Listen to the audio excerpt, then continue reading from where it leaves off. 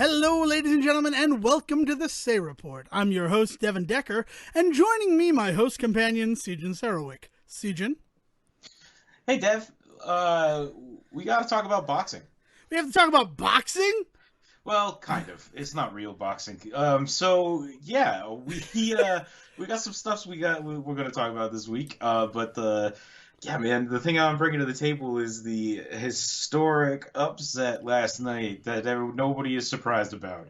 A couple of weeks back, we had talked a little bit about YouTubers making their way into the outside world, escaping, as it were. And I mentioned kind of offhandedly in that the Paul brothers and their attempts to get into boxing. And last night there was actually a pretty big definitive match between the younger, I believe. I don't know enough about the Paul brothers to care if I got that right. Jake Paul. And the MMA fighter Ben Askren, I believe I'm saying that name right. Jake Paul knocked him out, and in the first round, like pretty quick knockout win for Jake Paul. It was surprising to some people, but anybody paying attention to the game, not really.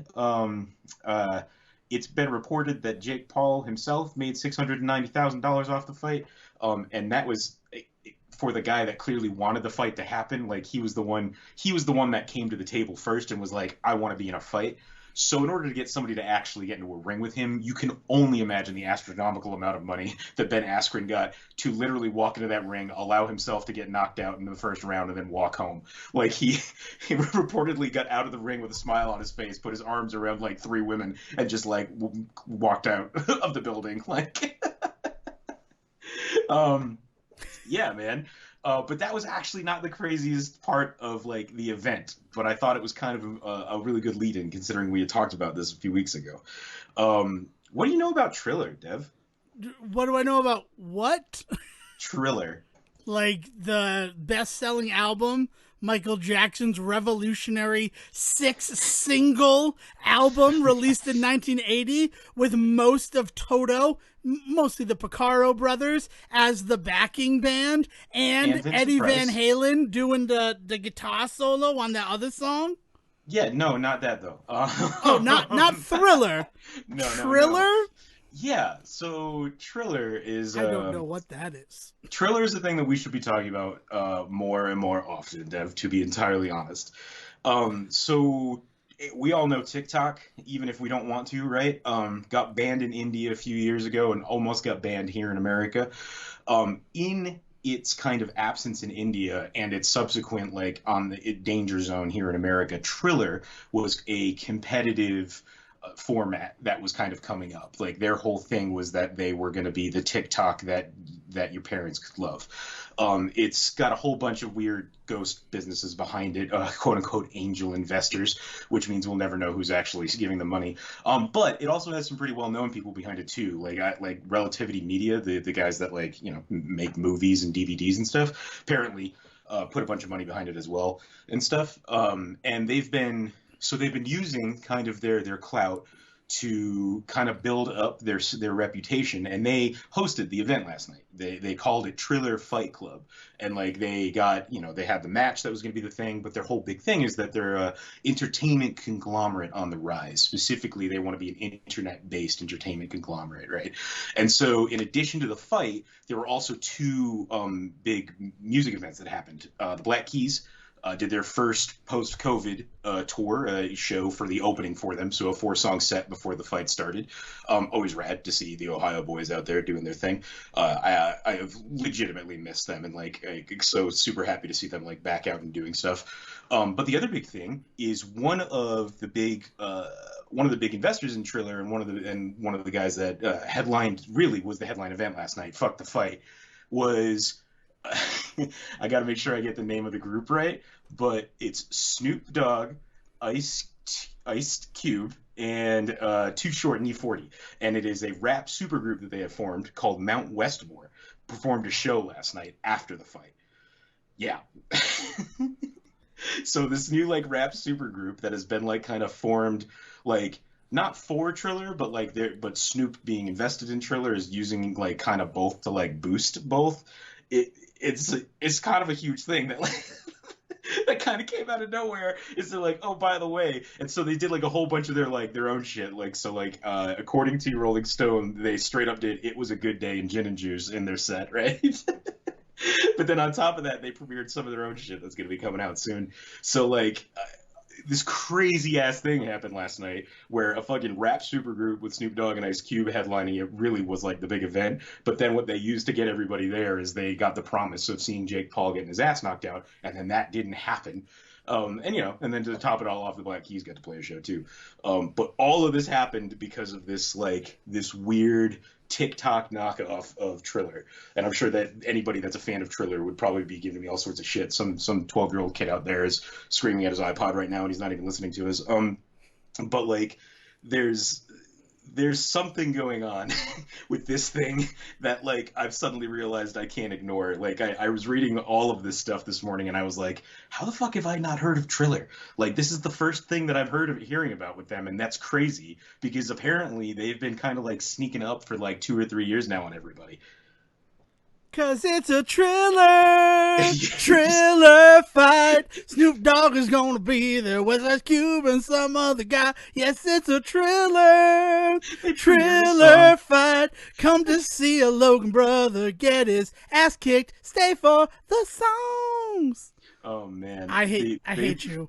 Okay. Whoo! They premiered a song, Mount Westmore, called "Big Subwoofer." Oh wow. This sounds like the stuff. There was a rap group, an emergent rap group in 2009. I was friends with one of the members, Rich Ferry. I'll give a shout out to Rich. He's a local musician. I don't know what he's doing now because it's from 2009.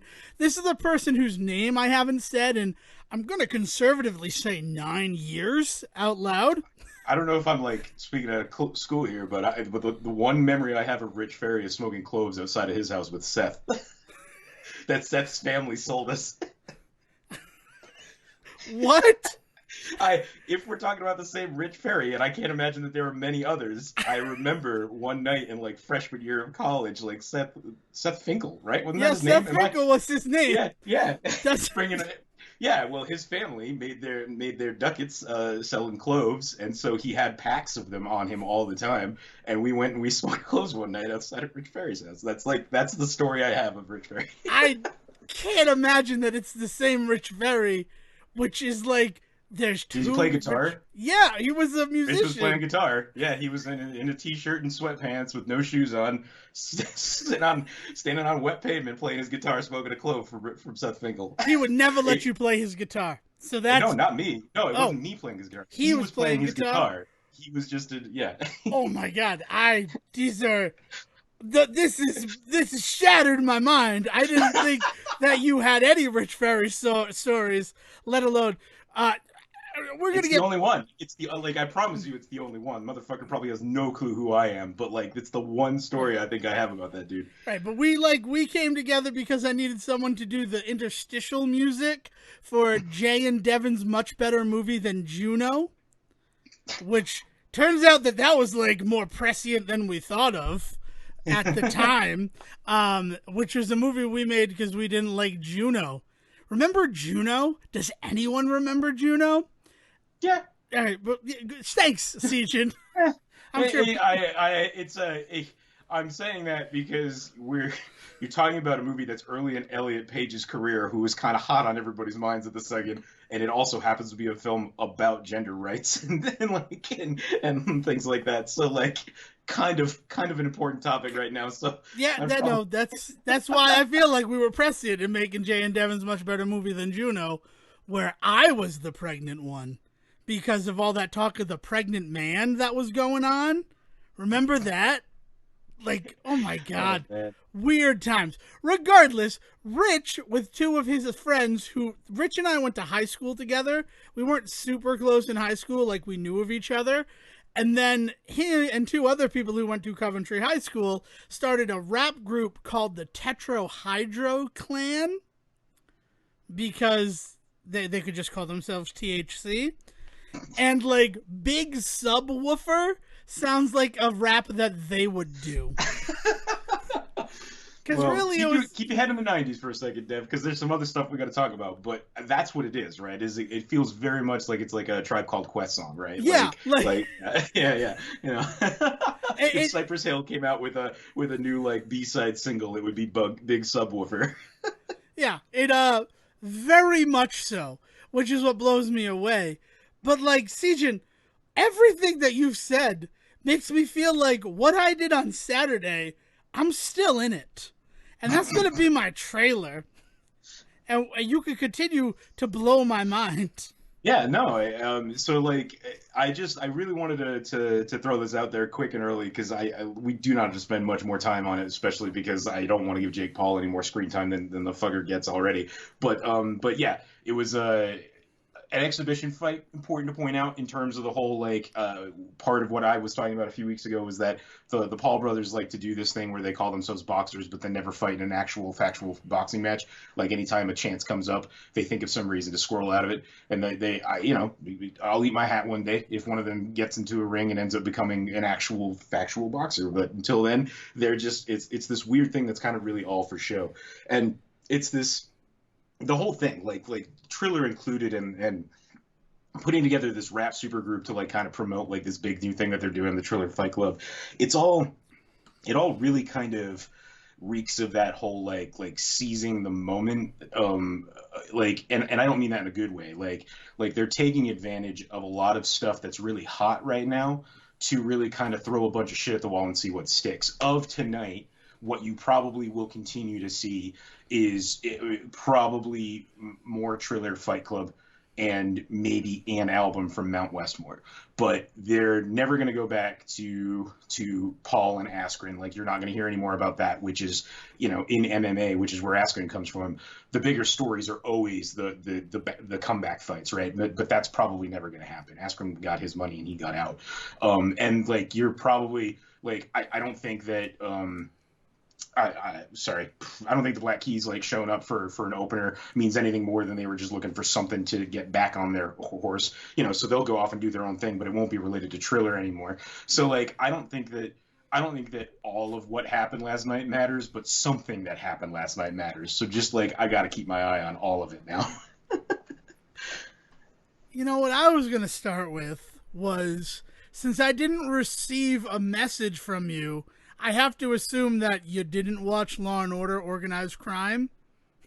Oh, I wanted to make good on that promise. That went completely out of my head, man, because that's okay. No one is upset with you for that. I forgot that show existed until you just said those words. I'd like to think everybody else did as well. But when preparing for the show this week, I'm like, we made a promise to discuss deeper Law and Order Organized Crime if Sejohn watched it. And if not, this would be what we talk about. So, thank you. I feel like you already answered any question I might have had about it by saying that you've forgotten about its existence. I forgot it existed as a show. Yeah. And then the other thing is, apparently, the Stay Report doesn't know anything about Pearl Jam. So if you want to send us at the Stay Report on Twitter, like, the Pearl Jam songs that we should listen to, like get a crash course in it. I don't support this. You can send them to Devon, but look, I struggle from time to time on this show because we purport to be a peoples here on the Say Report that really kind of want to support anybody's fandom. If you love a thing, even if I don't understand it, I still want to support you in that fandom, right? And there are certain things that kind of toe that line hard for me. The Counting Crows being probably at the top of that list. I have a real hard time with people that come out of the woodwork that are Counting Crows super fans. And you say that like, there can't possibly be that many of those. Well, why do I keep meeting them then? The other thing is, maybe you should stop going to Counting Crows shows, Sejohn. Oh, man. Yeah, there's a long storied history of that. But the other part, one of the other things that's up in that echelon is definitely Pearl Jam. I have never in my life enjoyed Pearl Jam in any fashion. There's like, I was having this conversation with somebody about Coldplay the other day. Coldplay song was on the radio, and I was like, I think I'm starting to fall back into that valley of not liking Coldplay. There's like hills and valleys for me with Coldplay, where there's some months where I'm just like, yeah, all right, like I think I might go out and buy that album, and then I'm like, well, yeah, no, I'm gonna pack this away for a while, and I'm starting to slowly fall back into the valley right now with Coldplay. I've never experienced any hill with Pearl Jam or Chemical Rush, but keeping it on point, Pearl Jam is not a band that I have ever been able to kind of find any fun in. So like I'm not gonna sit here and shit on Pearl Jam, but please don't send me any Pearl Jam shit on Twitter. Well, I said to send it directly to the show, so you could have just ignored it. But I'm kind of there with you, which is why I have to say that like I always want to get into Pearl Jam. Like I want to give them the old college try, and it doesn't work for me. The shape and the sound, or the color and the shape is the color and the shape by the Foo Fighters. Yes, came okay. out the same year as the like Pearl Jam album that everybody loses their mind over, which I think might be Even Flow, or it's at least the album that Even Flow and like Jeremy are off of. Yeah, But I don't yeah. know the name of it. It's 10. The name of the album is 10 because it was the 10th anniversary of 10. And everybody was like, you should listen to it. And I tried, and it didn't work for me. And then someone's like, well, you should also listen to The Color and the Shape by Foo Fighters. And, like, that kicked ass. Like, Yeah, listening to yeah. that album, like, start to finish, I'm like, I'm in. But trying to listen to 10 by Pearl Jam start to finish, I'm like, I missed the boat on this. I like that cover of Last Kiss that they did. You know, the one that doesn't sound like Pearl Jam, except for the fact that it's Eddie Vedder on the vocals. Yeah. And like, Yeah, no, I guess that's just yeah, no, it's a hard band to love as far as I'm concerned. I don't know. It's like, and again, we're not shitting on it or anything like that. It's just we were talking about Pearl Jam before the show, and I'm like, it's weird that like I don't have more love for Pearl Jam considering my high affinity for music from the 90s. And like that right there is kind of my gray area. And it's weird. It's mumble grunge. I am not a fan of mumble grunge because it evolves eventually into like the Dave Matthews style that I also don't really love. You know, like the I'm just gonna mumble a bunch of words and jam behind it. And in the '90s, it was with grunge instruments, and then in the 2000s, it was with ska instruments. So like it's I'm not a big fan of mumblecore or anything. Like it's just not my bag. And I get that. I can understand it. But those are like the things I wanted to start with. And then you bring me Triller and Triller Fight Nights and Mount Westmore. Is it Mount Westmore? That's the name of Yeah. it? All right. Yeah. So there's not going to be an album. Like, that's the craziest thing about it. You say there'll probably be an album. I don't believe, at least not now, that there'll be a physical album. But I feel like there'll be a release, like an EP, that will go to like Spotify and iTunes. Or what's Jay-Z's one there? That Tidal. nobody uses, but Tidal. Yeah. So like that, it'll be like maybe it'll be like the death knell of Tidal will be the the release of the Mount Westmore album. Yeah, But like, man, but you want to talk about like capitalizing on what's going on right now. Those three guys can get together as a super group and not have to do a whole album like the Power Station had to do. But that's just it, right? Is I feel like, again, what happened last night. You could be right. That could be the one thing is they end up becoming like this rap supergroup that ends up like being pretty rad and prolific. But they do just the online presence single, which is like kind of the hip thing to do nowadays, or not. Or they could come out tomorrow and be like, no, we're all 50-year-old rappers. Like this, we put CDs out because that's what you do. Also, I drew a dog with boobs on it. Thanks, Snoop. Dog with boobs on cassette tape.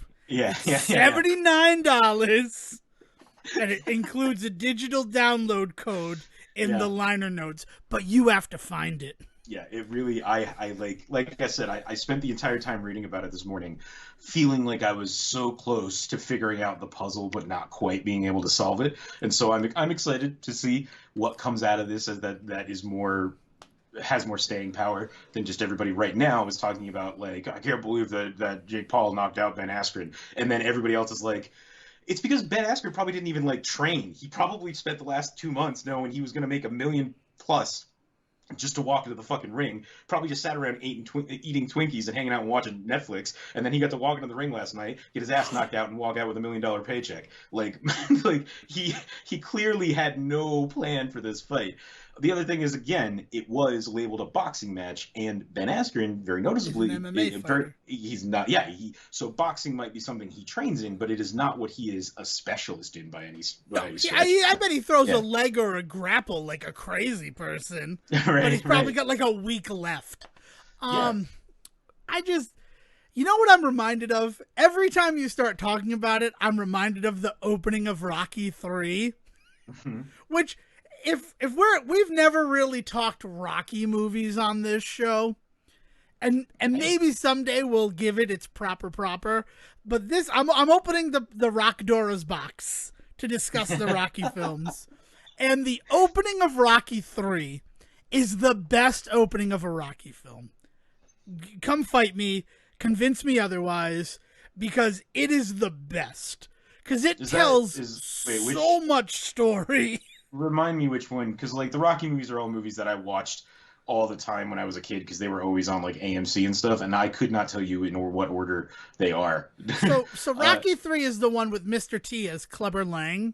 okay, yep, yep, Um, and the opening is Rocky after he beats Apollo. Mickey sets up a bunch of easy fights so hmm that Rocky can defend his title and right, like become a superstar. Meanwhile, Clubber Lang, it's this cool dual narrative. Like, just watch the opening of Rocky 3. It's got Eye of the Tiger playing. So, like, you understand why Eye of the Tiger is simultaneously a song of inspiration and a song about, like, losing everything. right, Like, it's so cool, but it's because a dual narrative is being told. And, like, while Rocky is going into these boxing matches and, like, first round knockouts of guys who really are just there to lose, and then you see yeah, Clubber Lang, and he's in, like, round 10 kicking ass, hmm and it's just so good. And all I think of is Rocky 3 when you talk about this guy going in there to fight a Paul brother, and then like I lose, I make my money, and he gets what he desires, which is appeal, which is the right, Say report to talk about him as much as we have. yeah, I do yeah. like that we're not sure of his name. We just know his last name. Yeah, no, yeah, like it's always been the game for the both of them, for both of the brothers, is that they noticed very early on that there was a very easy game to play here, where win or lose, whether or not the fight even happens, because the whole Logan Paul Mayweather like nonsense where they keep setting up the fight and postponing it, setting up the fight and postponing it, and it's become one of the most talked about events ever that has never happened, and at this point is not going to.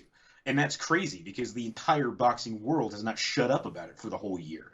Which it's just they've figured out a way to play the meta game of boxing without ever having to actually get good at the game of boxing, which is I mean, let's be honest, it's the dream, but like, man, it couldn't have happened to some worse people. Yeah, I mean, boxing, you know those weird data charts on YouTube? My father has just stumbled upon them. And, Yeah, like, yeah, we watched one today about highest paid athletes through, like, the 90s to today. okay, And, like, statistically, it's boxers who are at the top of that list. And then occasionally they fall out. Like, Floyd Mayweather is the one that really springs to mind because he yeah, makes like $105 million, and then you don't hear from him for 3 years, and then he makes $285 million, and it's like he had one fight that year, and that's how much hmm money he made.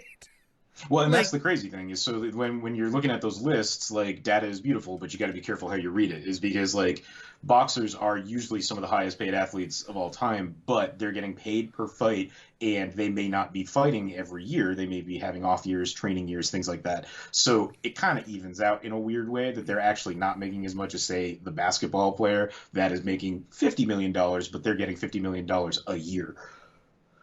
Yeah, I don't know though. I mean, when his payday is so much higher, like Yeah. he's at 285 million, and then the next guy's at like 75 million. Yeah, no, yeah. Like, No. I guess maybe that evens out, right? But at the same time, he cleared $250 million in 1 year, Mhm. probably with one fight, maybe two. Like, it's insane. Ah, man, I'm really glad I watched that today because I get to come at this with more than just Rocky 3. Thanks, Seachin. Yeah, well, yeah, you talked to me a little bit about what you had in mind for your weekend Oh, experience. my goodness. So, we've been doing the Saturday classics. And the one that we picked this past weekend was Remember the Titans. And that's a movie, huh? Yeah, no, I'm actually very I'm surprised that that's what you picked, but I think it's cool that you guys watched it, especially because this week saw the premiere of the John Stamos Big Shot, I think is the name of it, That's the name which of it, is yeah. Or like, Big Shots, yeah, I think. well, so it's Disney Plus's attempt at doing the series format that they're doing currently with Mighty Ducks, but instead of going the family comedy sports route, they're going the Remember the Titans heartstrings sports route. So it's like it was kind of, I didn't know Big Shot was coming, so when I saw the preview for it and saw that it was dropping in like a couple of days, I was just like, brave of them to put this on at the same time that they're also doing Game Changers. I mean, like, how many sports dramas can I watch? And that's when I realized, I was like, Ducks isn't really a sports drama as much as there is like maybe a dramedy element to it. It never gets dramatic to the point of like almost hard to watch, right? Wwhereas like Not yet, but it could. well, The it could. potential is there. The potential is there, but like Big Shot, that is baked into the story, like from the get go. It is the what was the Ben Affleck one from last year with The the way alcoholic, back. the way back, right? Like it is definitely within that. You know, it's Keanu Reeves hardball, but it's John Stamos. Anyway, sorry, I was thinking of Remember the Titans literally as I was watching that preview, so it's wild that that's what you guys chose to watch this weekend. Okay, so I want to just give a little bit of background on the choice of it. We wrote down 24 movies and threw them into a hat. And those 24 movies were movies that, like, in 2014, I bought, let's say conservatively, 50 DVDs of, like, Oscar winners or Oscar nominated films and all this. And we had a whole plan to, like, watch those. And then my father's schedule changed and he was home on Wednesdays, where before he used to work late on Wednesdays. So our day to watch those movies disappeared. So that Was was he not fun. like interested in watching those movies with you guys? Was like, Yeah, like is one of those things where like, no, if I'm home, I want to watch the TV that we have on the DVR, and it's like, right. The only reason we weren't watching it is because you would be working. So we right, right. came up with this idea to watch a movie when I got home from work, and then we'd put on like, smaller shows that we enjoyed until he got home, and the normal Wednesday would resume. Yeah. But then, like, no, he was at home early. Like, his schedule, like, we bought all these movies to do it. So, like, that is part of what this list of movies is like half of the list is comprised of these films that we bought and are still in the shrink wrap 8 years later. 6 years later? I don't know. A long time later. 10 years later, maybe. I don't know. Math. It's a thing. 7 years. It's 7 years. That's how many years it is. Um, So yeah, so that's what half of the list is. And then the other one is movies that Dale is like, I never saw that movie. Yeah. Even though Dale was in the theater with us when we saw Remember the Titans, but she was 6 years old. Right. So like there are those movies that you saw as a kid, but like they deserve a rewatch as an adult. Right. And Sejohn, I have to ask, when's the last time you watched Remember the Titans? I think it was a free summer movie out here last year. It might have been 2 years ago at this point, but Okay. like within the last couple of years. I mean, it's one of those movies. So I don't know about for you, but I have always had the impression of Remember the Titans as like it's kind of just one of those movies that inevitably gets watched every year, whether you're trying or not. And I don't mean that in like somebody shoves it in your face, but like it ends up on at Thanksgiving. It ends up on when you're like when a school event comes up or a school or a lock-in. Like all of my life, there was a good solid every year at like some party, some family party, some church party, some teen like hangout event where Remember the Titans would just end up being on. And so like I've seen that movie in bits and pieces a lot, and then like fully probably 3 or 4 times in my life. I'm pretty much numb to it now, and I mean only that I can't tell you whether or not it's a good or a bad movie because it just is. Right. And that's fine. That makes perfect sense. It's the kind of movie that I think I've seen the training part of the film like more times than I've seen the movie. Because Hospital scene that's still where makes me cry. I will give it that. that makes sense. That scene, we're going to address that scene. Before I go further, you're not interested in doing a very special episode on Remember the Titans ever, right? Like, No, especially we if don't you're have to do numb that. to it. Yeah, no, we don't have to do that. It's not a movie that is so important to me that I feel like we need to devote a deep dive to it. But it's a movie that I could probably talk about for 3 hours if I tried. Yeah, no, after rewatching it this weekend, I'm right there with you. But I think I'd been so numb to it that, like, sitting down ready to watch it, and I was a little bit altered, right? You know, we'd had brunch that morning. I'd done some drinking. And watching it, and I was just like, oh, this is not a good movie. like, just things that, just from a creative standpoint, like everybody at camp is in 4-man dormitory rooms except for Julius and Bertier. So it's like, oh, because they're the main characters who need to get over their beef. Also, they're both defensive players. Like, that's more of a story about a high school that has a good defense and gets lucky on offense, which is like the antithesis of every single like football sports film you ever see. Very rarely is it the defense that is the reason the team is winning. It is time that I do introduce the question, just because let's throw the tiger on the table here. It is a quote unquote true story, right? So like, how much of that is just due to the nature of the story that they're telling, right? Yeah, exactly. But it's just so weird. Like, it's so weird to watch it and be like, oh, we're focusing on the defense, because there's also some really good stuff on the offense, but weirdly, like, it's not even B plot. It's like C plot, the stuff that's going on the offense. So like, well, it's not a football movie. I think that might be one thing to point out, is so Remember the Titans is as much about football as Mighty Ducks was about Pee Wee hockey, in that, like, I think the football that they show in it is great football, but I don't for 1 second go to that movie wanting to watch football. And I think that might have been the issue, is that this is the first time I watched it, like, interested in the football, because the other stuff, I'm like, well, I know what the other stuff is. And actually, well, especially last week, for last week to happen the way that last week happened, and then for Saturday, us to watch Remember the Titans, I'm sorry, Disney, you didn't fix racism in 2000 when you released this film, despite what I'm sure every millennial who saw this film has probably believed up to this point. So then, like, I think if there was one group of people out there that didn't think racism was fixed, Dev, I'm pretty sure millennials would be it. But anyway. Yeah, that's a solid point. But, like, that, like, I feel like that movie is just like, it feels like it's taking a victory lap for the end of racism.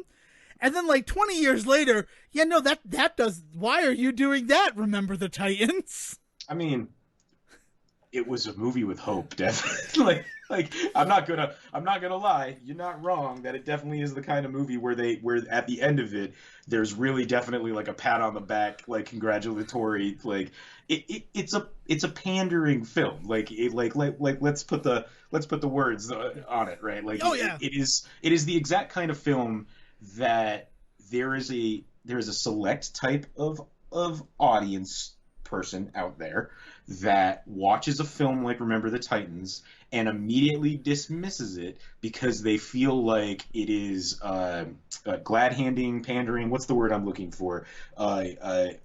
I mean, I think It's you've hit them. I can't think of another it's one.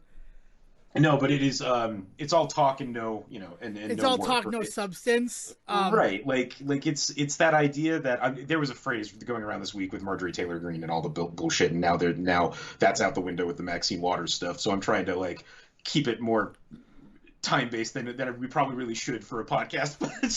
But like the idea being that like there is a type of person out there that I don't love that watches a movie like that, and that movie it makes it hard for me to argue with that audience member that like, oh, they're just talking about racism because that's what sells. And it's just like, that's not what they're, I mean, this movie might maybe, but not all. Oh fuck. It's like I I applaud it for what it's attempting to do, but it's hard to not see that it is like Disney, like just basically putting its thumb in the air and being like, ah, yeah, yeah. It's like, no, this isn't the end, guys. I know, which that was hard to watch. It was hard to watch 20 years removed from it. And then, like, the story takes place in 1971. So 50 years removed Virtue from that. signaling. That's the term I was looking for. What is it? Virtue signaling. Virtue signaling. Okay, yeah. It is very much a movie that nowadays, if that movie came out today, that is what you would see everybody on Twitter calling that movie out for. And the thing is like the movie doesn't do me, who wants to defend it, any favors. Right. And I think that's what was so, like, the first, like, just slap in the face was like, oh my God, I thought this was more about football and, like, yeah, the race stuff is in there, but, like, oh my God, is the race stuff in there? It is the DNA of this film. Like, to the fact where you're like, you don't watch Remember the Titans for football. I guess up to this point, I always kind of had. Like, I don't know. It was so strange.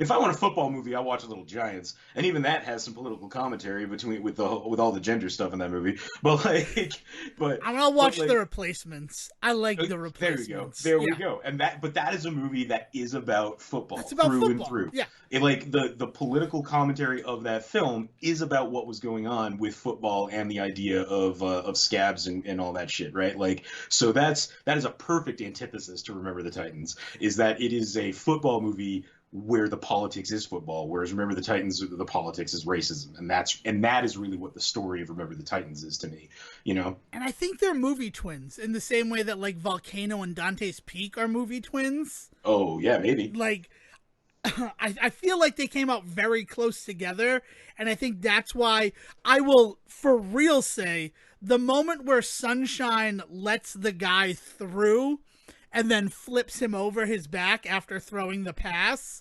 I thought that was in The Replacements.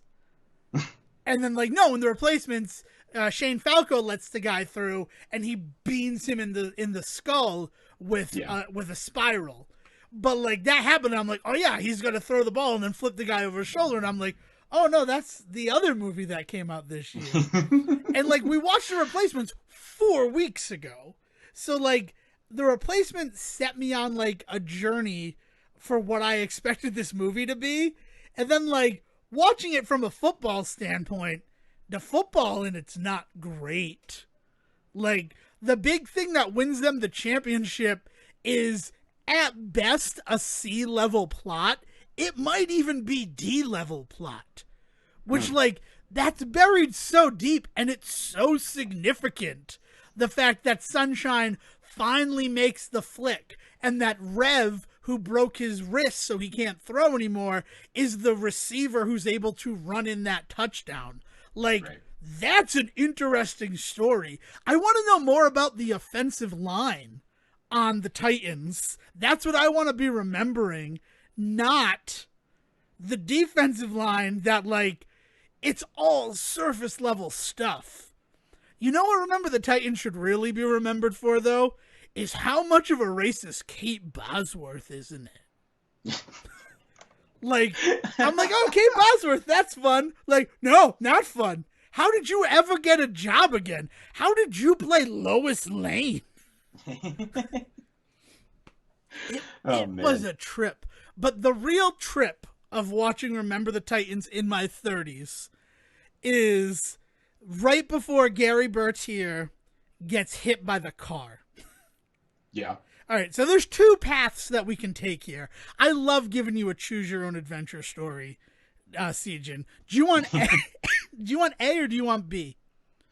Ooh, do I get any hints or clues of what might be down each path? Nope. They're just there are two paths behind you, travel in front of you, all right. traveler. Well, I'm gonna pick A because I imagine A is on the left and I'm left-handed, so let's do that. A is on the left. Congratulations. You're left-handed? How did I not know that?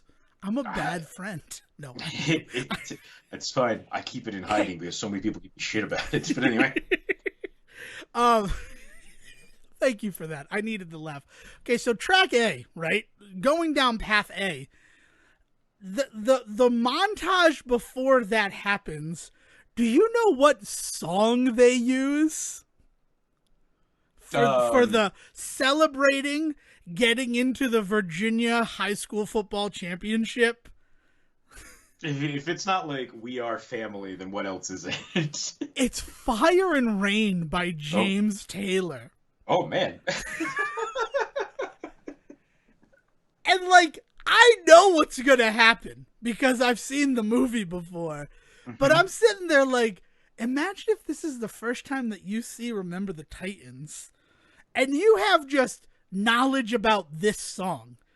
This is a weird song to choose for them celebrating that they just got into the championship game of Virginia football. Yeah. And then, like, Gary Bertier gets sideswiped by a truck, and you're like, oh, that makes sense. I get why they chose Fire and Rain. I don't know if they had to let the whole song play before he gets hit by a truck. Oh, man. It is just like... I thought you were going to tell me it was Respect, and I was like, no, that was the other thing. No, you got to think. No, it's like this so weird, like... I mean, because if you know anything about Fire and Rain, like, that's James Taylor expressing 3 depressing moments in his life. Yeah. And it's just like, oh, this is not getting me hyped up for the team at all. Yeah, you know, it's like, it's a shame because, like, it is a movie that moves the needle and pushes the conversation. And so, like, it's not something that, like, I'm not going to sit here and call for it to be, like, burned at the stake or ignored for the rest of time. Remember the Titans was a movie that hit hard, and it had to do with race and racism, and it was phenomenal to have that be a jumping off point for so many, like, literally after school special like events. Like, I remember in junior high, like, they did Remember the Titans one day after school, and, like, you could sit there and, like, talk about racism with your family. Like that was a thing that happened around me because Remember the Titans, like, hit as hard as it did. And so, like, I want to give it its due for that. But that being said, it's the kind of movie that could be made 20 years ago when it was. I don't think that you can make movies so shallow about that sort of stuff anymore. You know, it's the kind of thing that would definitely still get made today, but there'd be so much work done to make there so much of a deeper story going on. And it would eventually, I don't think that it would be handled by, like, Disney, right? Like, it would be like a Fox Searchlight film or something. Yeah, I think that I would really like if a film that actually explored the depth of what that story meant existed, which is where we'll get to Path B, because spoilers, Path A, it loops back around to the same location point. But you get to go through this little tributary. This is a fun tributary, too.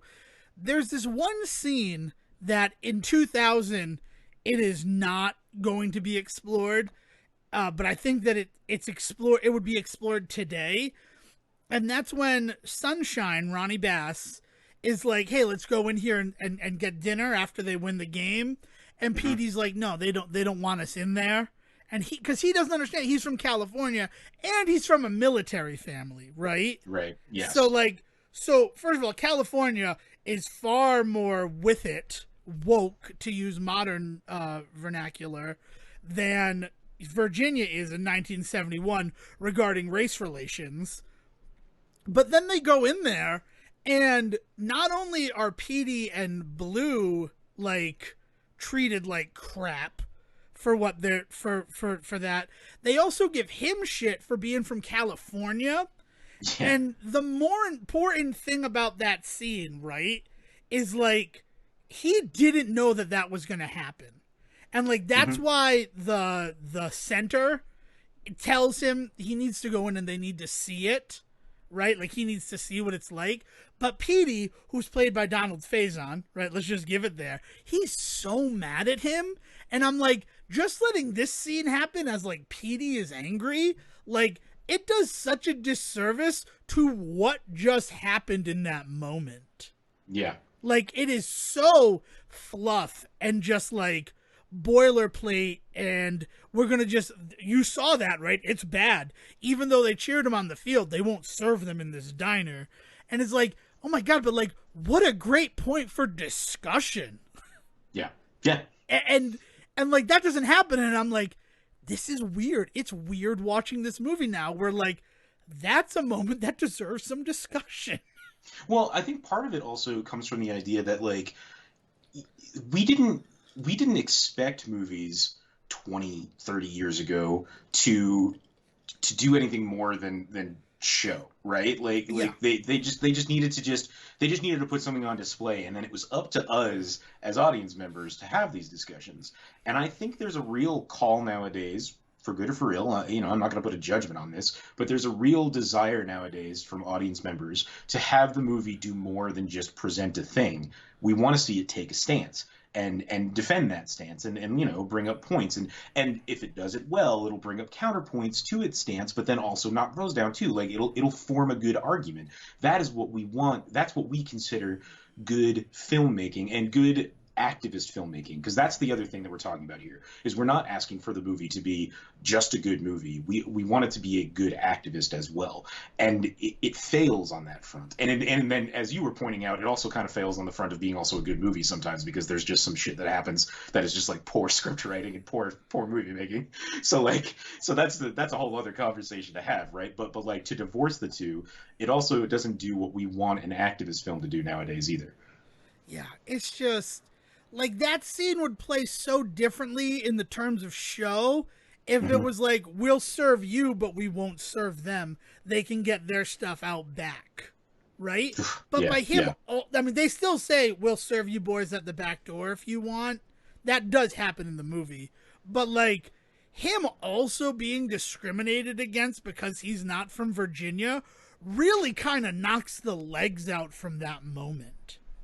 Yeah, Like, it's a weird element to include when you're trying to make one conversation. It's like it honestly is like it's like having your white friend jump in on the conversation and saying like, "Well, I get discriminated against too," and it's just like that's not what we're talking about right that's now. not what this Like is about. Like what just happened there? And then that it's also, your discrimination does not negate this, but it sure doesn't help this conversation when you bring it up. It's yeah. it's this like weird thing where I'm like, I mean, the real story here is that Virginia in 1971 was just not accepting of outsiders, right? Yeah. Like that's what the story. Because then there's also the fact that they think that Ronnie is a homosexual, because like he cuts Bert's hair and he has the long hair, and then it's like this whole thing where like, but you were just messing with Gary, right? Like you're not actually that way, and it's like weird thing to include in this. Like, oh, let's throw some gay panic in there as friggin' comic relief Comic to relief the heavy from this race racist panic. story. Like, what? Yeah. No, I it's one of the things though that progressive media in general always is going to have to come to terms with, Yeah. and I feel like we have probably had this conversation before, Many times. but that idea that like if we want to be progressive, we have to move on, and that means eventually the things that we're doing now that is progressive are going to be seen as conservative later on. That's just it's the progressive Mobius snake eating its own tail, right? Yeah. And like we've gone through this. I've always used Joss Whedon as my example of someday we're going to look back on Joss Whedon and be cringy about it, and here we are, right? Like and so now I need to find a new so excited example. for the Nevers, and I can't do it. I just can't do it. Yeah, yeah. But like we need to so I need to find like a new coming example of that, right? Like Yeah, there's what's the thing that we all love now because of how progressive and great it is, but in 10 years we're going to look back and be like, "Ooh, now that looks weird." And I think that that's all they were talking about here. yeah. It is a movie where at the time when it did what it did, it was so cool and so important and so straightforward that it became this huge fucking thing. Because it did. It did become it is still something that people will gather around to come and watch. Like no joke, when I told you I went to go see this in the park a few years ago, like it drew a crowd. Like there's a reason why it was chosen as one of the movies to be shown. So like I don't want to write any of this criticism off as well it's a product of its time because we should never do that. But I think it's important when having this conversation to acknowledge that for the time that it was made, it did some shit. And I think that's really cool. It's just in retrospect, we how can we make a better film now based on what we don't like about that one, right? Like how do we move forward into making better sports films that have this activist spin to them, you know? And I got to tell you, Big Shots is a real thing that I'm not going to check it out until there's more, because Yeah. with Game Changers, I always wish there was another episode. Yeah, yeah. Oh my god, the first 4 episodes have been so good, and I'm just like, I wish there were more. And I'm Mhm. not going to do that with Big Shots. I'm going to, because I still have Game Changers, because they released at the same time, I can finish Game Changers, and then I'll have like 7 episodes of Big Shots to watch. So Yeah, I will yeah. give it its proper. But the interesting thing is Remember the Titans is a Walt Disney film. It is Yep. not Buena Vista. It is not any of the, like Touchstone, I think is the other one that was theirs. That Tridestone or whatever the Yeah, yeah. I think it's Touchstone because Okay. TriStar is a Sony company. Right, right. But so like it is released as a Walt Disney film. It opens with Cinderella's castle and a shooting star flying over it. Like it is a movie that, because of how well it did, it inspires a Walt Disney genre type, Oh like yeah. I mean, going what's the one forward. with Wahlberg later? Invincible, I Yeah, believe is Invincible. the Mystic, right? Isn't Alaska No, Mystery Alaska? Miracle. Isn't that Mystery Alaska Miracle? is not one. No, Miracle Miracle, though. where it's Yeah. Kurt Russell Mhm. as the The hockey. I can't think of his name. The 1980 hockey team Yeah. beating against Russia. Like it's Herb Blitzer. It's Herb something. But like that happens. But then you also have like McFarlane USA with Kevin Costner, Mhm. and they have the Queen of Kotway, the one set in Africa where the girl is playing chess to try to better her life. Like it inspires this weird subgenre of activist Walt Disney sports films Mhm. that I hadn't really thought of until I watched this movie and realized, oh no, we put Walt Disney on the tin. And because we took that chance and it did as well as it did, we continued to take that chance until the well ran dry. Well, and that's just it. Is I don't think that the well ever did truly run dry on it, though, right? Is because you talk about all of these movies, and I know that because of when Remember the Titans came out, it hit at a particular age for me that, like I said, I kind of just remember it being there all the time. I bet you could find somebody out there that feels the same way again about Invincible. That feels the same way about Miracle. That feels the same way where it's that thing where they're just like, yeah, like it was the Disney PG-13 sports drama of my youth, and it's just kind of followed me ever since because it is that perfect fodder to put on when you're out somewhere with like family or friends or like groups of kids like Boy Scout gatherings and stuff like that. Where like you need something on the TV. It's got to be something I can stand watching again. I cannot watch, Finding Nemo for the millionth time. Can we please just put on the football movie or something? Like, like you know what I mean? Like those movies kind of have to exist, and Disney's real good at like filling that gap for you. But yeah, I think Big Shots, and that was kind of the realization as I was watching the preview for Big Shots, as I was like, oh, this fits more into that than it ever fit into like the Ducks like comedy genre of the sports drama of the '90s, you know? Yeah, I mean, and that's it. And that's where I'm seeing you bring up Big Shots, and I'm seeing that connective line. And Hmm. I'm surprised. I'm surprised that they're still being made, and I hope that someone 20 years later is able to have that same discussion that we're having about Remember the Titans about Big Shots. I hope that Yeah. it inspires that same person to have that discussion. Which brings us to door B, and this is a Yeah. real quick one. The big thing to know about the based on a true story of it all is Hmm. that Gary Bertier did not suffer his accident until after the season. So him getting hit by a car and being unable to play in the championship game, manifestation for the film, Okay. which I feel is an important thing. The other thing is they make it look like it is neglect on his part, like he's so enamored with being the star of his hometown, and also kind of sad because he's the only one who doesn't have a girlfriend at the time. It's a weird moment. Like there's a lot of weird things going on, and Right. in that distraction, he like runs a red light and gets hit by a car. In real life, his car just mechanical failure. He lost control of the car and rammed into a telephone pole.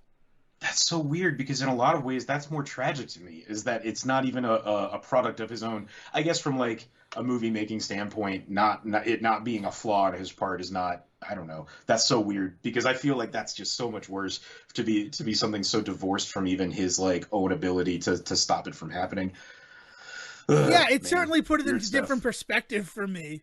But like Weird, you're the one who pointed out, based on a true story, that's the biggest deviation right there. weird. Yeah. Whoo.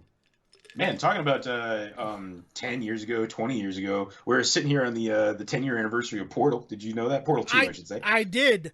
I was reminded of the day where I went over to Dan Ree's weird house in Providence that I don't think I could ever get back to, and we played through Portal 2 one Thursday night. We didn't finish it. We got to the part where like they introduced the slimes and you're outside of the labyrinth. Oh, there's There's a still lot of game after there's that, still I like imagine. 2/3 of the game left after Yeah, that, dude. I know. Like, but he's like, Yeah. oh, this seems like bonus content, and I'm like, I don't really care. Like, I had fun doing this, but I'm good being done with the Portal tonight. I should play through those games. Those are games. My backlog is long enough though, without me just adding new games in this discussion. But You should go back to Portal 1 sometime. It's a real quick like 3 hour experience. Like you could probably bang it out in probably under an hour, really, if you were just like whizzing through and not paying attention to the fun stuff. But the fun stuff is like the whole point of Portal, like discovering like the weird back rooms and things like that.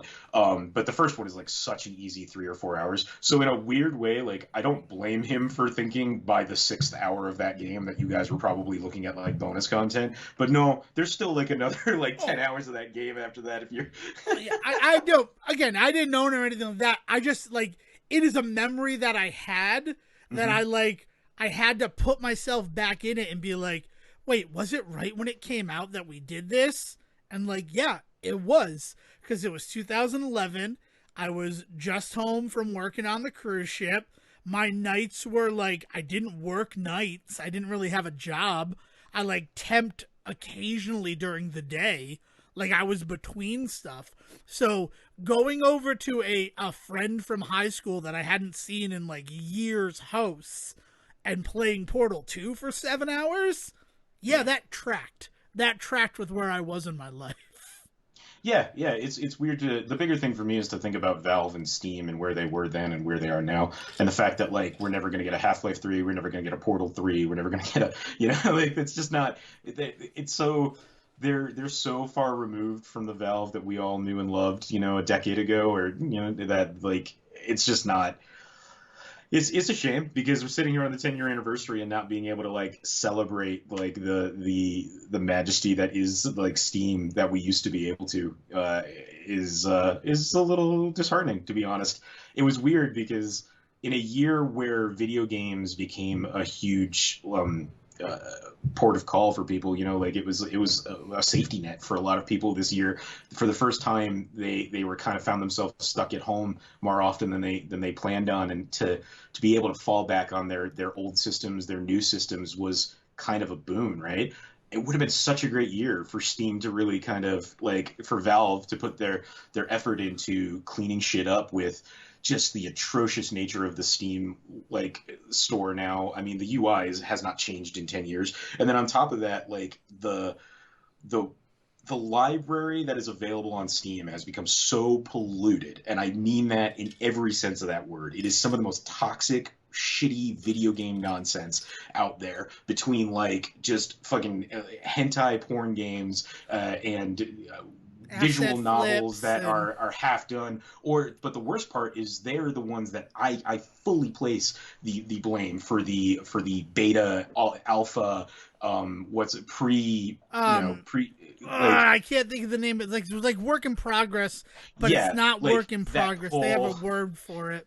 right, but that whole Early conspired, access. yeah, the early access lifestyle of gaming nowadays, where you buy in and spend $20 on a game with the promise that your $20 is going to go towards finishing it, and then oop, the developer disappeared with millions of dollars, not millions, but still hundreds of thousands. Like they've run off with that shit, right? And it is because of their Project Greenlight nonsense or whatever they call it, where they'll put a game up that is so far from finished, but the idea is that like, oh, the developer needs your help to make this game work, and just it's become just atrocious. It like you we talk a lot about games coming out unfinished, and you know it's one thing when a AAA title puts a game out like Cyberpunk and it's like this is a huge no-no, and it's a huge no-no, and there isn't anybody else that has done this, so you stand out like a sore thumb. Whereas if you look at like the fucking like the Steam store and it, you know, it's gonna start happening to the Epic Game Store and stuff soon too, where like there's just trash. There's just fucking trash thrown on there, and there's nobody monitoring it. There's nobody getting rid of it, and it's just so disappointing. Like I said, to sit here on the 10-year anniversary of what might be one of my favorite video game releases of all time. Because man, I remember playing Portal over at like Pat and Joe's. Do you remember Pat when Pat and Joe and Jamie lived together over in Of the course, village? I remember And Pat we and would sit Joe's. there, That's and where we would hang out. right, and I was over fucking Pat Boz's shoulder watching him play Portal for the first time, and I think it might be the first time that I ever got so heavily invested in like the story of a game that I was like, oh, this has to be played in one sitting. Yes, it's a 5 hour experience, but like that's fine. You block out 5 hours to do it. And it was kind of the first time that I think I ever remember feeling that. And there's been so few games in my life that have ever kind of driven me that much that like when a game does do it, it's really special to me. The prime example of that, and I will always throw this out there, is Gone Home. Is like Gone Home is just the perfect experience, but you do need to plan on a 4 hour like sit down with it in order to get it, and do not stop. Like just don't. And so Portal did that for me for the first time, and it blew my fucking mind. But then Portal 2 came out, and the fact that they took all of that stuff and really just like ran with it. Also, J.K. Simmons and fucking Stephen, what's his name that plays Wheatley? I Uh, can't think of his name, and it's the Steve Merchant. Merchant. Yeah. Yeah, Stephen Merchant in that like the voice work is just so fucking good. Like, and GLaDOS is like character arc for this thing that was just a joke in the first game, for her to be such an interesting and dramatic character in the second way. It's just nuts how they pulled that game together. And then they're this now. Now they're the garbage factory. It's just insane to me that that's what's happened in a decade with that. Yeah, I mean, there's money to be made, and that's the saddest thing. I mean, as much as we learned that the economy is all that matters in the eyes of the powers that be over this past year, like, there are so many things that pointed to that beforehand, and the Steam store, that's one of them for me. Yeah. Like, I hate purchasing games on Steam, and yet I've done it like so many times when Oh, it's a yeah. game that I care about and it's almost only available on Steam. Yeah. And then every time I do it, it turns out that it releases somewhere else. Yeah. Like that's They like and they are also the reason why guys like Zach, like my brother, is a great example of this, where they don't trust things like Google to be making games anymore. Because like the story with Valve always used to be like, yeah, they're making great games, they've got this great storefront, but that's just a fraction of what they're doing. Behind the scenes, they're developing this, they're working on that. They're gonna blow everybody's minds in 5 years when this thing becomes like the thing that everybody uses. Valve is gonna make that chip that goes into the vaccines, and then we'll all be able to have AR all the time. Like that was always kind of like the true promise of Valve and of the Steam store was that like by using that service, not only were you getting a good gaming experience and it was great as a consumer, but you were also kind of part of the future of everything. And that is currently where like Google is trying to position itself, and it makes people wary because of what happened with Steam. Steam has fallen kind of on its face, and now like the future of technology and gaming, if the Steam store is what the future of gaming is supposed to be, I'm going to throw my systems out now, right? And so like we try and tell people like, no, you got to buy in on Stadia because yeah, Stadia might be the thing that kind of doesn't quite work right now, but it's not about that. It's about the promise of what it means. And people don't love that after what they've experienced with companies like Steam.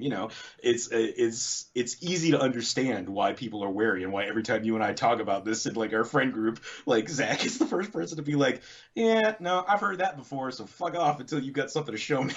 I mean, it's also hard with Google when you consider how many things that they've created only to destroy. Yes. Like the graveyard of Google innovations is people are fighting for real estate in there. So as much as Steam as the predecessor of what Stadia could be, making people wary, I'm also wary of backing anything Google. Now I have Stadia, but again, because I really want that technology to work. And here, this is fun, right? Amazon Luna update, right? I don't know if I ever followed up with Blasphemous and the fact that the release everywhere else is on version 2.05. Yeah, we talked about the one on Stadia was like 1.4 or some nonsense. The one on Luna is 1.13. Right. And they did this whole thing, like Amazon Luna tried to do this big push, and I got an email about how it's the most up-to-date versions of all these games, and all these new games are coming. So I logged back into Luna, I gave it another shot, and the first thing that I wanted to check on the heels of everything is the most up-to-date version of it is Blasphemous. And it is still on version 1.13. Jesus. But I will say this as far as the Google thing goes. Yeah. When something at Google dies, you can see where they move on with that product though. So like with the Google Glass and the AR stuff, that fell to pieces. But Google is now going to be implementing AR and a bunch of other different products that they're going to be bringing forward. So like clearly that we're seeing like a physical like next step from Google every step of the way, whereas like with Valve it was always behind the scenes, like what is Gabe Newell doing now to change the world? Oh, turns out fucking nothing. Turns out the dude's been sitting around eating Takis for 10 years and we've just all been talking about him like he's the next Steve Jobs. Like it's that realization that like that we were promised something and there is no result, versus with Google where like, yeah, they promised us something and that didn't work, so they promised us something else. And that's kind of the trick with a good con, is you got to just keep going until you get caught. So like I'm not writing Google off as like the savior here, believe me. They're going to have to answer for all of these checks they've been writing over the last 10, 15 years for sure. But like in the difference being in those conversations that I can at least point to the Stadia controller on my desk and be like, yeah, like 10 innovations before this have not quite worked, but this is pretty nifty and this wouldn't exist without A, B, or C, you know? And that's why I still find myself going back to Stadia. Yeah. Why they do still kind of have me.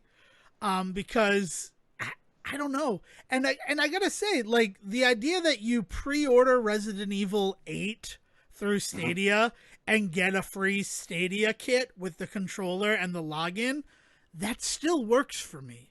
Just like it's how they got me to buy Cyberpunk. Because as far as I was concerned, I was buying a Stadia starter kit and getting Cyberpunk for free. Yeah. Because at the now end, you're sitting pretty with a nice controller and you don't care that Cyberpunk is shit. Yeah. At least I have something physical so that if Stadia is discontinued in 6 months, knock wood, I'll still have like a weird trophy to remember it by.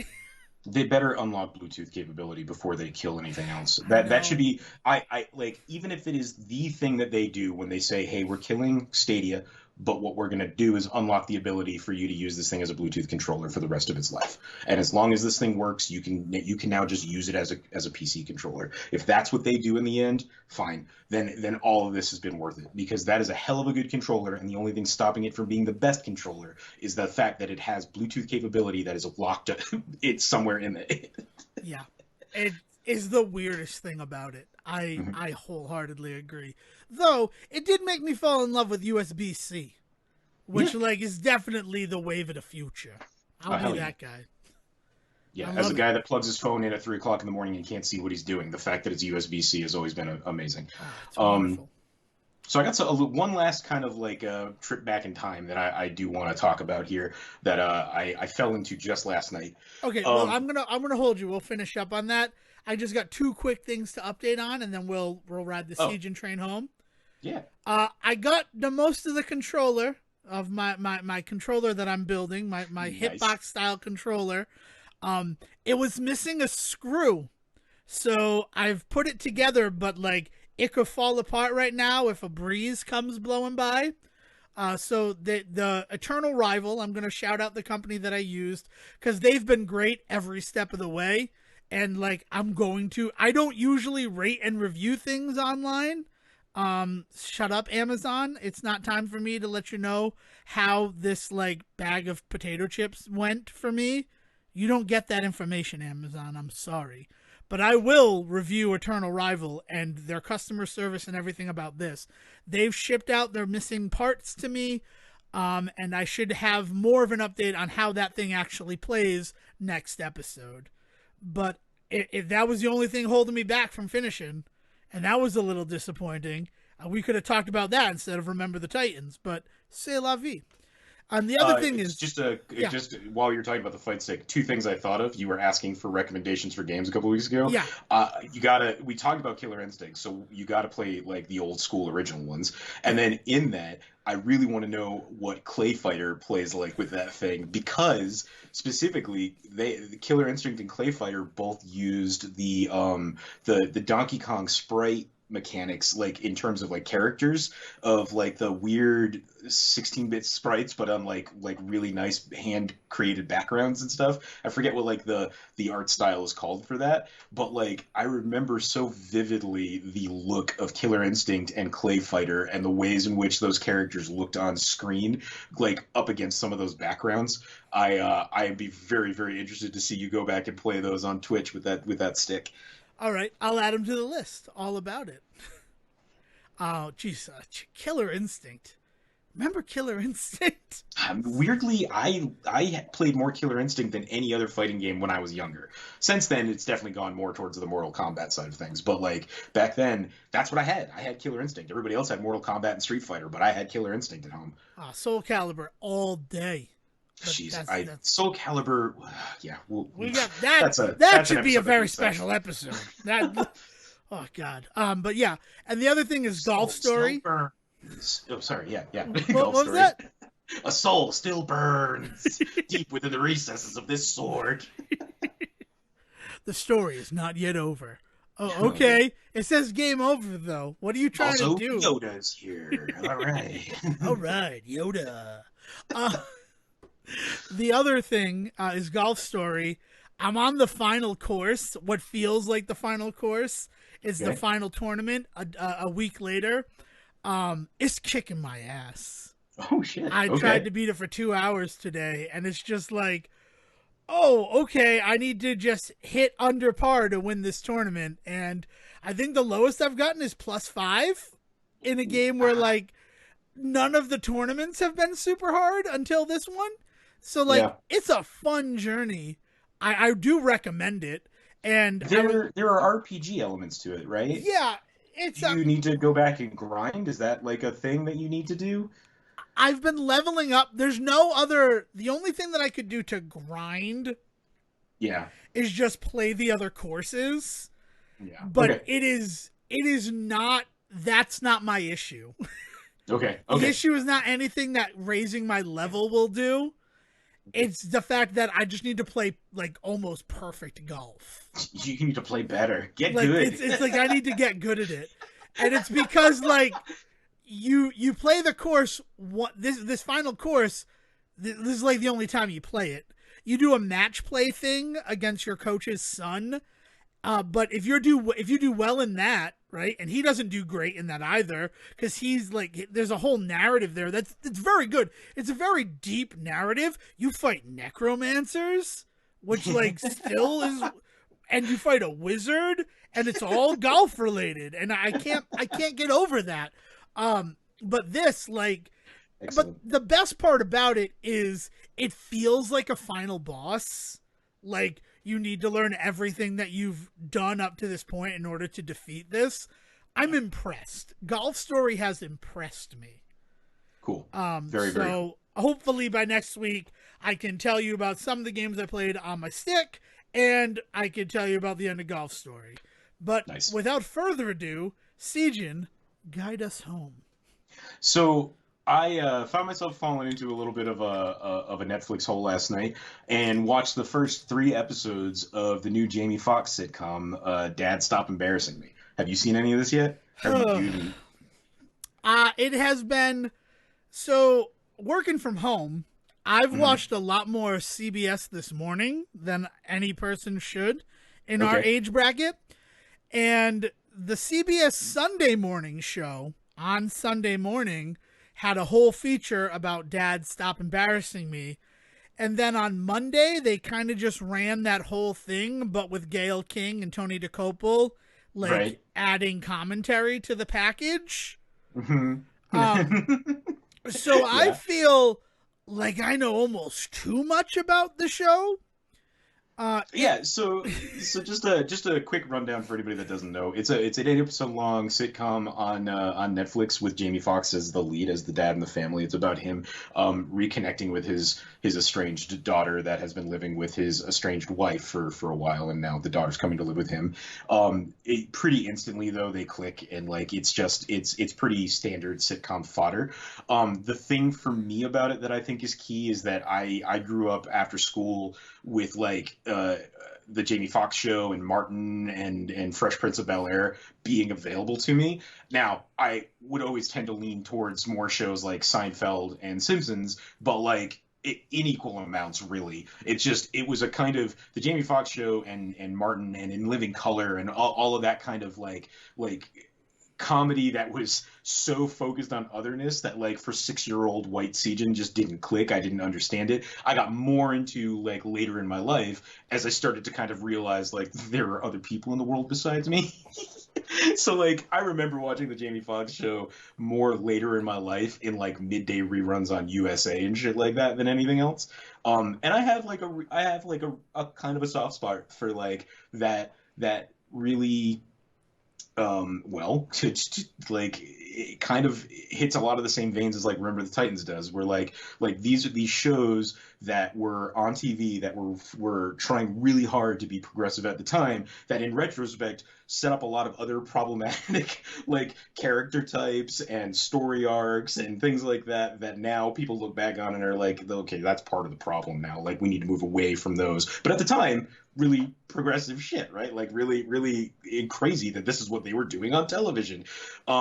And I think that Dad, Stop Embarrassing Me is not doing great in terms of critic ratings and things like that. And I think it's because it really falls into a lot of the like safer but still super tropey stuff that 20 years ago when the Jamie Foxx show was on, they were doing, and at the time was like, hey, like we're showing a successful black comedian on TV. Like he is successful in his work. He has a great relationship with people. He has a family that is present and like all loving and all of this shit. And like, and that was at the time mind blowing to some audience members. Right now, it's like there needs to be a next step.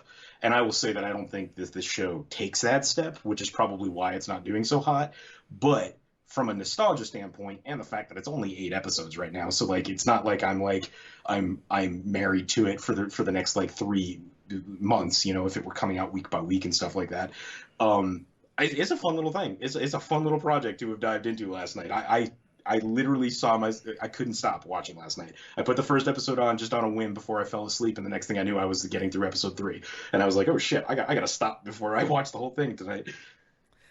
It's something that I'll probably watch. Those packages, even hearing them, because I didn't watch them, I'm not going to sit down and watch a package about it.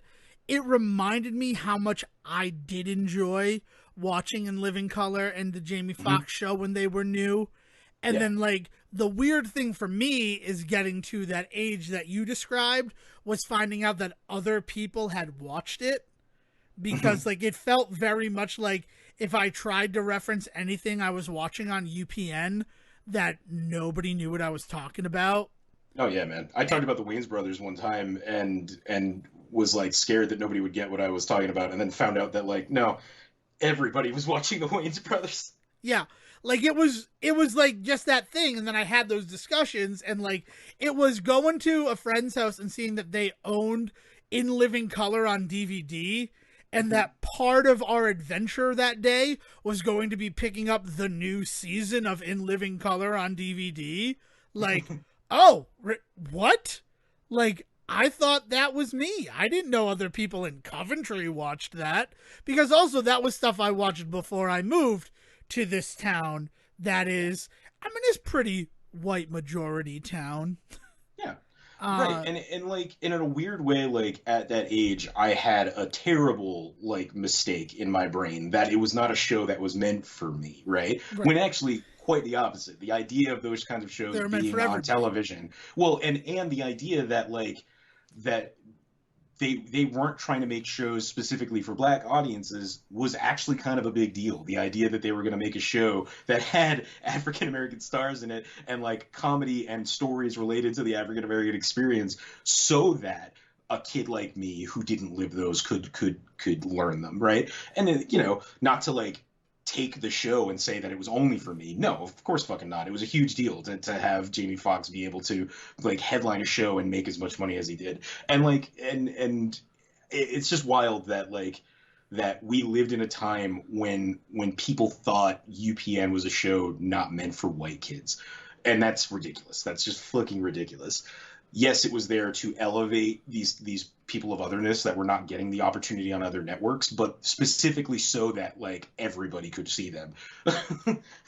Yeah, I mean, that right there, that moves the whole discussion of racism too, because there were those discussions, there were those moments where like, that's not for you. That stuff was said to me, and I didn't know how to react to that. Like, I didn't get it. And like, yeah, I'm diving in with this.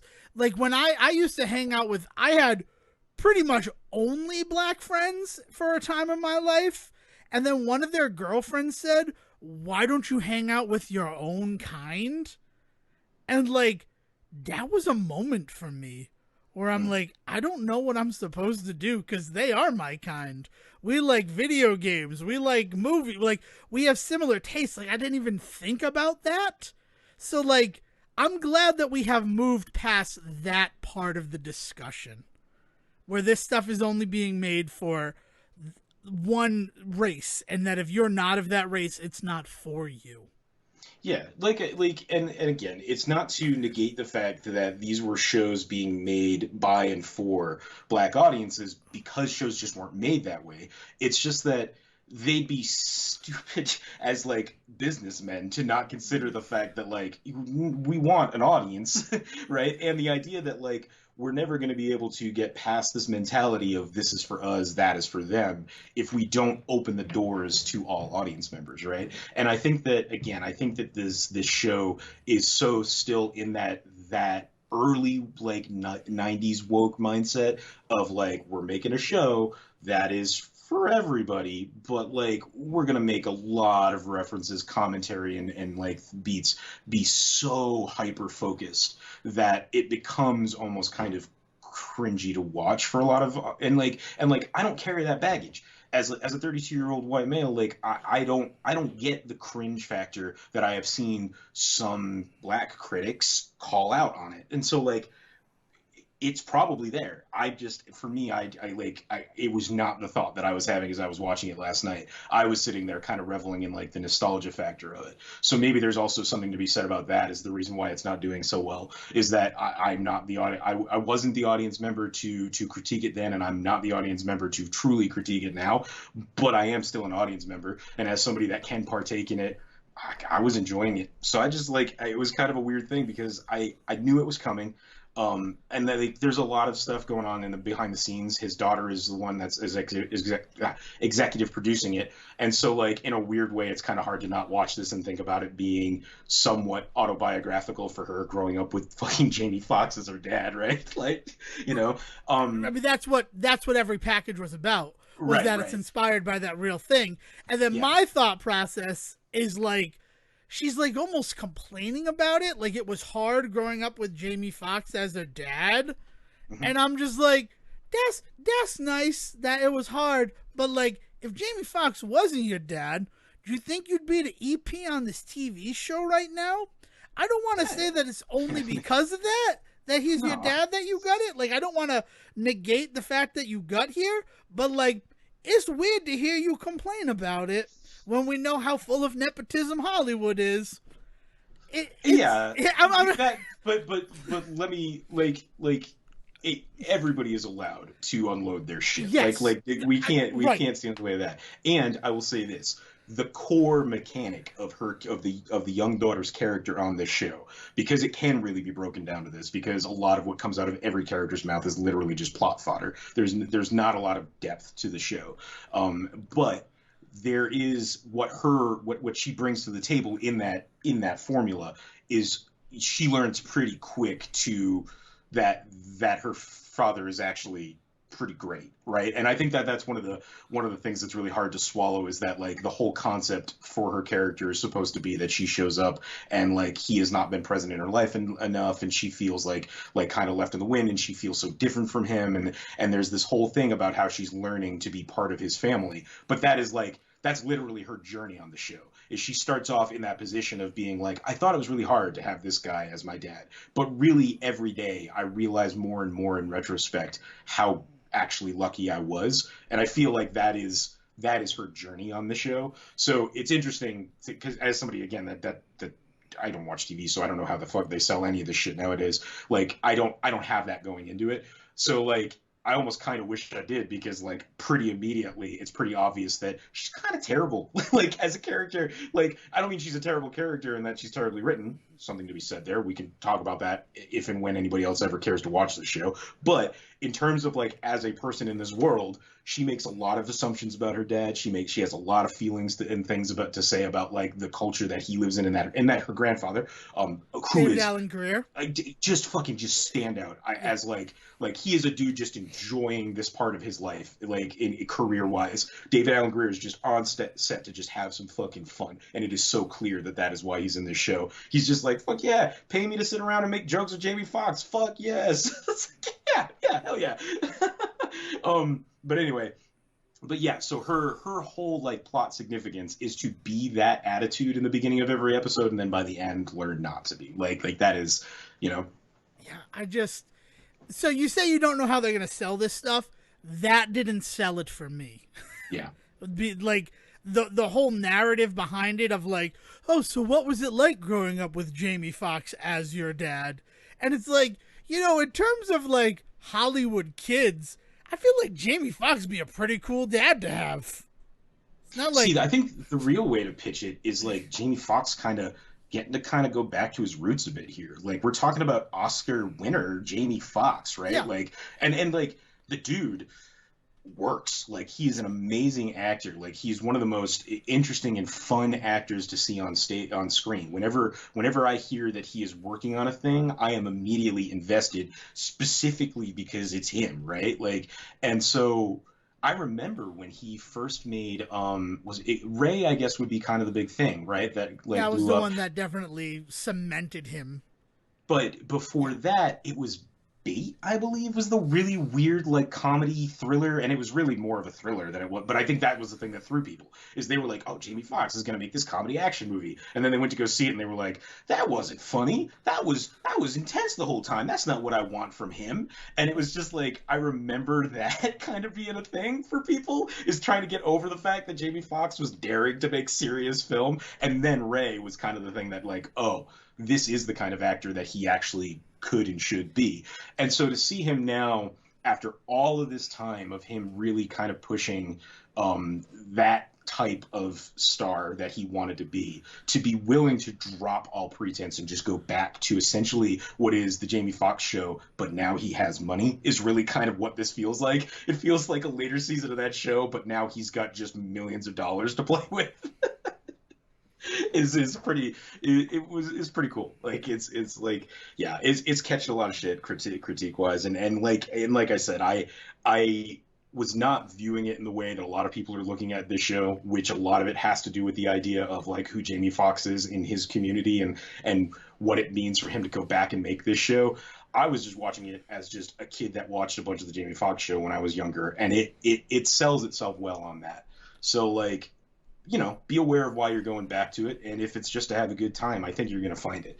But clearly there is definitely more going on that people are talking about, and maybe I'm feeling that way just because we opened the show with like a retrospective on Remember the Titans, but like it's hard to not read a lot of the criticism that the show has been receiving and not think that that's also part of their watching. I mean, it's certainly something that once I catch up on the like 4 or 5 shows I'm in the middle of, I do want to visit. I just wish that the discussion around it had been less about it was hard growing up with Jamie Foxx as a dad and more about, like, they touched on it briefly about when he and David Alan Grier got to In Living Color and how it felt like a completely different situation than every other show they had ever worked on because it was the Wayans who were behind it. That was like, this is interesting. This is what I want to watch. This is what I want to hear more about. But then talking to his daughter and her being like, obviously feeling like she's playing a character about like, it was embarrassing having Jamie Foxx as a dad, so I felt like I needed to make this show. I'm like, well, that doesn't interest me. So thank you for more perspective on the show. Because I was interested, but I wasn't in a hurry. Yeah, I would be curious to know how that particular marketing angle works for other people. So divorced from the criticism, because we always have to do that now. It doesn't matter if people hate it, are people watching it? I'll be very interested to see if and when it gets a part 2, because Netflix does that now, where it always drops things in 2 parts, right? And then on top of that, if it gets renewed beyond whatever part 2 inevitably is coming. Yeah. Well, we're definitely going to keep an eye on it. Let me tell you what got me real interested in watching it. Put on Amazing Spider-Man 2 on TBS for like a hot second, and being reminded of how good he is as Max Dillon in that film that has just too much going on. Yes. Yeah. Well, hopefully his reprise as Max, because it's apparently coming. Hopefully his reprise as that character will be a much better tribute to both that character and his love of that character. Yeah, because you want to love it, but there's just so much going on. I got to watch Amazing Spider-Man 2 again. That is the truest statement that I've ever made. I really do have a soft spot in my heart for the Amazing Spider-Man films. Like we should maybe talk about more Spider-Mans, especially as things kind of evolve and it seems like they're actually going to kind of try and fold some of that stuff into the new MCU. We'll talk more about it. Yeah, this will be fun. This will be a fun little sub-series as part of the Say Report, but that's for another day. We've already hit so much in this episode. I feel like we've been talking for hours, and we're only just about at time. So any further things that you want to add to the pot, Sejohn, before we serve up this stew to the audience?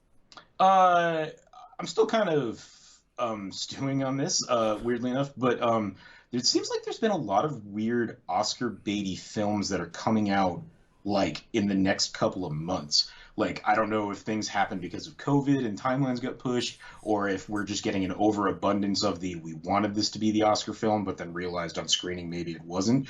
But there seems to be a lot of it in the water right now. So just keep your eyes out, and if you guys hear anything about like Oscar bait films that seem like they're coming out in May as opposed to like November, like hit me up and let me know, because I've got a few on my list already that I'm kind of keeping an eye on. But I think that COVID might have really shook up the Oscar schedule in a way that going forward I wasn't prepared for. Cool. Along that same line, if you're a subscriber of HBO Max, Mortal Kombat drops on Friday, April 23rd. Why was it pushed back a week, by the way? Like, what's up with that? Weird. Like, I remember seeing the April 23rd and then going on Google and it's saying April 16th. There was a reason. I figured out the reason, and now I've forgotten what it is. It's weird because it's not like there was something it was competing against. Yeah, it's just such a wild... To have it be pushed back, but only a week, is weird. Anyway, we'll talk more about it after we see it. I remember I figured it out, but I've forgotten what it is. I have it written probably on some sheet of paper somewhere that I figured out, oh, they didn't want to compete against this in theaters. Like, it's something that came to theater that it's like, we didn't want to put Mortal Kombat up against that. I don't know. And I don't remember what it was, but I was like, oh, like, we're at that point again. We're at that point again where there could be a film releasing that a film doesn't want to compete against. Yeah. And we're seeing how that is reflected in the streaming only landscape. Yeah, it's wild. Yeah. But yeah, man, Mortal Kombat. I'm excited. Everything I've seen, it looks awesome. I haven't seen anything, and that's why I'm so excited for it. Yeah. So, check that out, because we might have something to say about it on next week's episode. But until then, again, if you have a Pearl Jam song that you think I should listen to that will, like, finally make me understand the House of Vedder, you can get me on Twitter at Devon D. Decker. Yeah, and seriously, hit me up with those kind of like Oscar. I hesitate to say Oscar worthy, but definitely reaching for the Oscar gold movies at Siege versus the World. All right. So, Will, ding, soup's up. Have a good night, folks. Thank you for listening to the Say Report with your host Devon Decker and Sejohn Serwick. Please follow the guys on Twitter and Facebook by searching for The Say Report, and you can always subscribe on your podcast channel so this is delivered straight to you and you can enjoy it every week. With apologies to your mother, we'll see you next time.